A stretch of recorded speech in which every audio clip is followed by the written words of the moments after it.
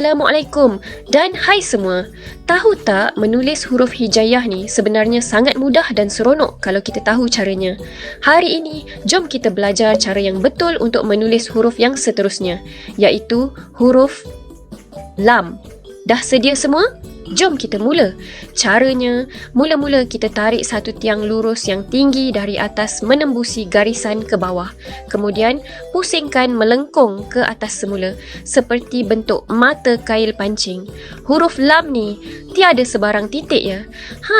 Nampak tak? Dah siap satu huruf lam yang melengkung cantik. Jom kita cuba sekali lagi untuk bagi lagi mantap. Ingat ya kawan-kawan, kita buat tiang lurus dari atas dulu, bawa ke bawah garisan dan pusingkan melengkung naik ke atas sikit. Tarik perlahan-lahan dan siap. Mudah sangat kan huruf lam ni? Jadi, jangan lupa ambil kertas dan pensel untuk praktis banyak-banyak di rumah tau. Kalau korang rasa video ni bermanfaat, jangan lupa tekan butang like, share dan subscribe channel Pai TV. Jumpa lagi. Assalamualaikum. Hai semua, sokong channel kami dengan tekan butang like, share dan subscribe. Jumpa lagi. Assalamualaikum.